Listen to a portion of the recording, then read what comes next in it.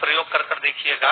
अभी तो नवरात्रि चल रही है, नवरात्रे में जब 5वां दिन नवरात्रि का रहे, चैत्री नवरात्रि का 5वां दिन रहे, और मान लो कि आपके घर में किसी बच्चे की, लड़के की या लड़की का या मंगल विवाह नहीं हो रहा हो या शादी नहीं हो रही हो, या उस लड़के लड़की के लिए बहुत प्रयास कर लिया आपने, उसकी शादी हो ही नहीं, अथक प्रयास आपने कर लिया और उसका मंगल विवाह नहीं हो रहा, तो ये देवी भागवत में स्पष्ट कहा गया, देवी भागवत में वर्णन किया गया, देवी भागवत में वर्णित किया गया। और देवी भागवत में कहा गया कि आम का जो पत्ते होते हैं, आम का जो पत्ता होता है, आम का जो पल्लव होता है, उस आम के पत्ते पर इन दोनों से स्वस्तिक का निर्माण किया जाए। देवी भागवत का संवाद है, बहुत ध्यान देना महाराज। जिन कन्याओं का विवाह ना हो पंचमी के दिन, नवरात्रि की कोई सी भी पंचमी, मतलब जो पंचमी तिथि पड़ेगी, कोई भी नवरात्र हो, चाहे वो 4 नवरात्र में से, चाहे वो पौष का हो, अश्विन का हो, चैत्र का हो, आषाढ़ का हो, किसी भी नवरात्रि में आप कर सकते हैं।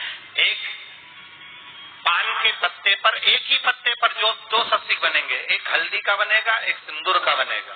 बस अंतर इतना है, जो हल्दी का स्वस्तिक है उस पर कंकु के चावल अर्थात रौली के चावल, रोली कुंकू के चावल रखना है, और जो सिंदूर का है उस पे हल्दी के चावल रखना है। इतना रखकर जिस लड़का लड़की का विवाह नहीं होता उसकी हथेली पर रखकर उसका नाम और गोत्र बोलकर महाराज उसको ले जाकर नीम के पेड़ के नीचे उसको रख दिया जाता है।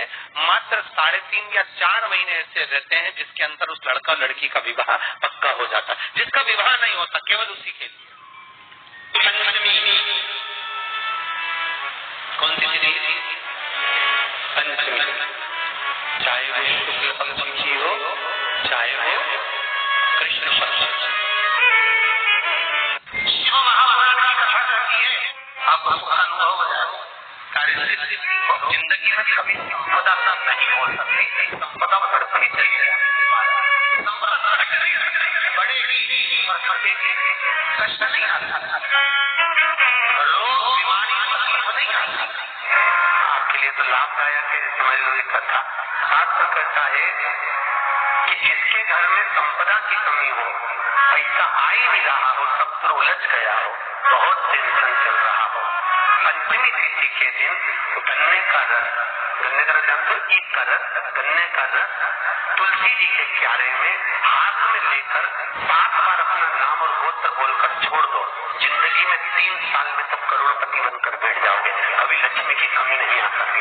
तैयारी में बैठे रहोगे कि फिर पंचमी तिथि आए। हमारे यहाँ सांपों की पूजन कौन से दिन होती है, कौन सी तिथि में करते हैं? जम के बोलो जरा। नाग पंचमी। नाग पंचमी का मतलब क्या है? सांपों की पूजन करो। नाग पंचमी का मतलब होता है शंकर जी के मंदिर में जाकर 1 लोटा जल समर्पित कर दो। उसका कारण क्या है कि हमारे परिवार में, हमारे कुटुंब में, परिवार में कोई 7 पीढ़ी के अंतर्गत भी अगर कोई जीव तड़प रहा है, पड़ा हुआ होता है, उसकी मुक्ति नहीं होती है, तो पंचमी का चढ़ा हुआ जल उस जीव को प्राप्त हो जाता है और वो जीव तर जाता है, उसका फिर जन्म नहीं होता।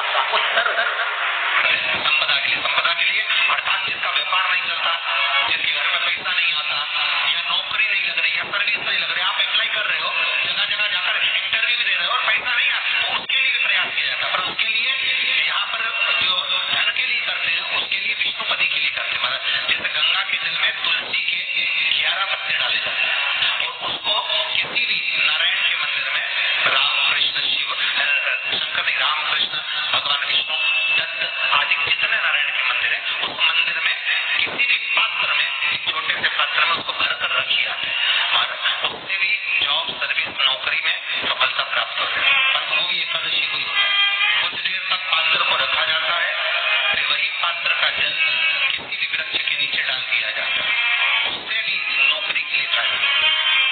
गंगा का जल एकादशी और द्वादशी इन 3 तिथियों पर एक रोटी में थोड़ा सा मीठा रखकर सोम पितृ का नाम लेकर यदि गाय को खिला दिया जाता है, तो अगर कोई पूर्वज प्रेत योनि में पड़ा हुआ होता है, भटक रहा होता है, जिसको पिंड नहीं मिला, जो अचानक मर गया होता है, अधोगति में चले गया होता है, उस जीव की मुक्ति दशमी, एकादशी और द्वादशी सोमक पितृ का नाम लेकर रोटी में, पूरी में मीठा रख कर गाय ये 3 दिन तक तो वो पितृ कभी भटकते नहीं है, उनको मुक्ति प्राप्त हो जाती है मोक्ष में।